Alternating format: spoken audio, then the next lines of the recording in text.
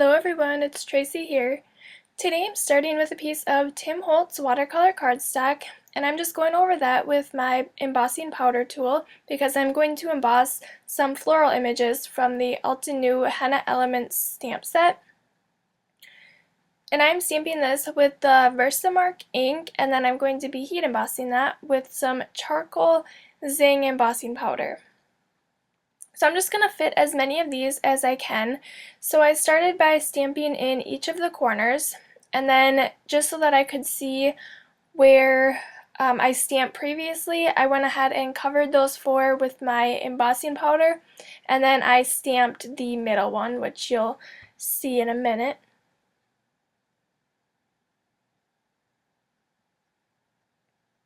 So like I said, I'm going to go ahead and take my charcoal embossing powder and cover the four that I stamped in each of the corners.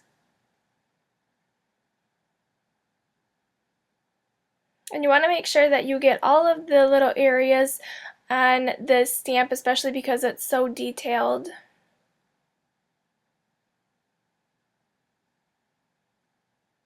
And then before I heat emboss this, I went ahead and stamped the middle one in there, and then I heat embossed them to make sure that all of the embossing powder was melted. So I'm going to go ahead and I'm using the Zing Clean Color brush markers, and I have the geranium red color, and I'm just adding that to the center of each of the flowers because I'm going to use my water brush to kind of blend that color out. So you can see my water brush, it picks up that color, and then it's darker towards the middle, and then it fades out as you drag it with the water. So I'll do that for each of the petals. And this is one of the first times I just kind of played around with the brushes this weekend, but this is the first card that I've made with these, and I am really impressed with these markers. I really like the way that they blend together, and I think they're really easy to use. I just picked up 4 of them. I picked up 2 of the reds, a green, and then a turquoise because I just wanted to try them out. I didn't pick up, I know they come in like the bigger sets, but they're a little bit more expensive, so I just wanted to try a few out, see if I liked them instead of picking up a huge set and then ending up not liking it. So this darker red that I'm using is called Deep Red. And the geranium red that I ordered, when I was looking at the picture of it, it looked more purple, which is why I ordered it. I kind of wanted 4 different colors, but I'm glad that I got 2 reds because then I could kind of test it out and see how they blended together, and I really like them. So I do have more of the markers in my cart. I really want to pick some up because I think they're a really good watercolor kind of tool, and you can use them without water too, so I just really like all of the colors and the way that they work. So I added that darker color to the middle, and then I just blended that out. And you can go back and add some darker colors. You can see the one that I already did, it's more dry, so it's a little bit different of a color once it dries. So I'm going to go ahead and color those a little bit later off camera because it took me a while, but I'm going to show you how I did the leaves. So I have this green marker. This one is called May Green. And I added a little bit to the center because I wanted that darker, and then I'm just blending it out so that it's lighter towards the edges. And you want to make sure that your water brush isn't too saturated.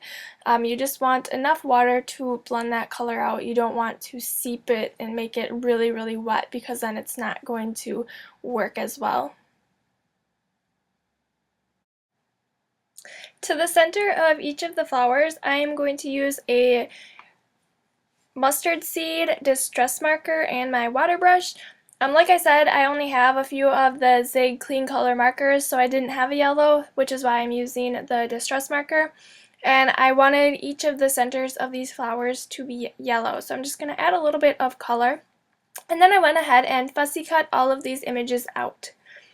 For my background, I'm using another piece of watercolor cardstock and the Broken China Distress ink, and I'm just going to put a little bit of watercolor. This is going to kind of be my base, so I'm just putting this more towards the right hand side, which is where I'm going to be putting the flowers. I want a little bit of that watercolor to kind of be outside of the edges of the flowers, which you'll see what I mean in a minute, but I'm just adding this light blue color, and it kind of goes really well with the red. It's a little bit of a contrast, and I just think it looks really nice together. So then after I finished that, I went ahead and dried that with my heat tool. So now I can go ahead and glue down all of the flowers. I'm using a little bit of the multi-matte medium, and this is just a really strong adhesive, and it works really well, especially because some of these images are not exactly flat because of the watercoloring. So it just works really well, and it sticks them into place. So I'm layering a few of them together. You can see they're just, some of them are overlapping, and I'm just tucking them in behind one another and just kind of creating a pattern that I like on there.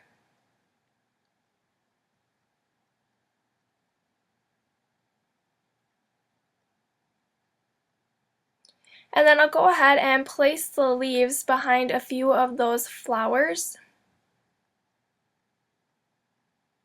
And I just added a little bit of adhesive to the end of each of those leaves.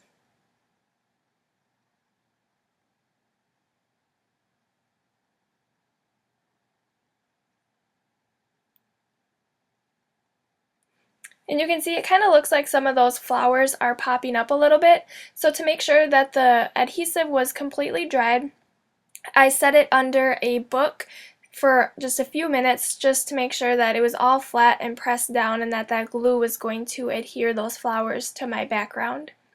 So I went ahead and cut off those flowers that were sticking off the right hand side. And now I'm just taking a strip of black cardstock and adhering that to the right side of my white A2 size card base. And then I'll go ahead and adhere the watercolor floral piece down as well. And I like to add lots of adhesive to the back of this, especially with the watercolor, that way it doesn't warp as much.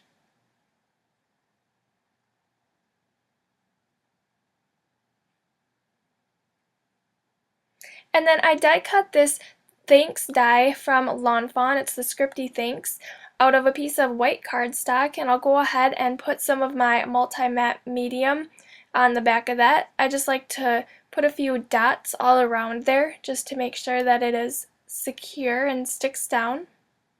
You could also run this through if you have like a sticker maker, that way it will put adhesive on the entire back of that, but the multi-matte medium works really well, and it's a really strong bonded adhesive.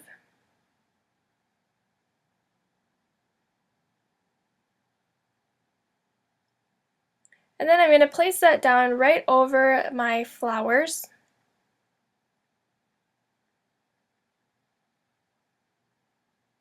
And then again, if it's not sticking down, you can always put it under a book or something heavy to make sure that it presses down into place.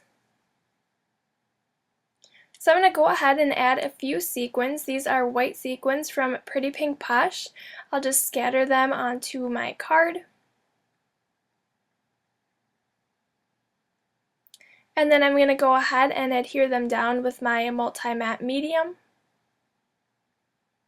I just put a dot of that onto my card base and then push the sequin down. And the multi-matte medium is nice because if it squirts out the edges, it dries matte, so you can't even see it when it's dry.